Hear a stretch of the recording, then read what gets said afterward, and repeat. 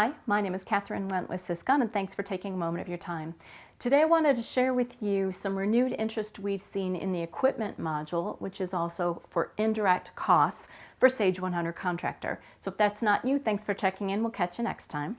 For the rest of you, I wanted to just share a few items of when you might want to consider this module, and if you do, a few of the things that you will need in the setup of the module.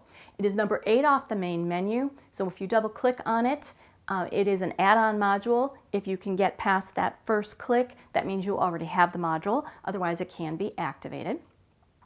So what is it and when would you want to use it? So it is great for tracking shop costs, shop time, and the various expenses of having a shop. It is also great for tracking expenses on trucks and larger pieces of equipment, including fuel, repairs, things like that.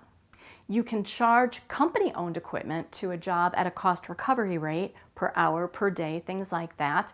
So instead of having to rent it, you own it. There's still a cost to that. You can charge it down to the job and get some cost recovery. You might consider using some additional cost codes to track repairs and things that maybe aren't in your existing cost code list for your jobs. And it's a great tool for tracking project management time.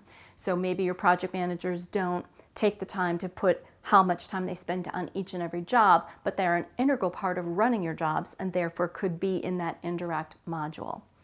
So should you be interested and want to turn it on, once it's active, there are some things that need to be set up right away before you can start using it. It is an additional number range in your chart of accounts, so you'll want to think through what you need there, not only for those fuel costs and repairs and things, but also payroll related that are part of tracking that shop time. When it is live, you do need some updates before you run your next payroll to things like payroll calcs. That field was not active before, now it is, it's required. You'll need to fill those in before you run your payroll.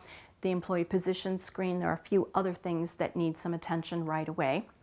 You'll want to think through the types of equipment that you want to track. Maybe you have trucks, maybe you have some other larger pieces or some hydro scaffolding or something like that. Are there some groupings and some numbering on how you want to do that? There will be a few changes to your payroll procedure and even your AP. So those will need a little bit of training. You'll want to roll those out to your staff. And if you're not using daily payroll and you'd like to use this cost recovery feature, that's another one that will be a new module that you'll be taking a look at with your team. So lots to consider here. We've got, well, it's actually a 2-part article in September and October 2022, where on the first part I'm outlining why you might want to use the module, and in the second part, some of the things you'll have to set up and think through in order to do that.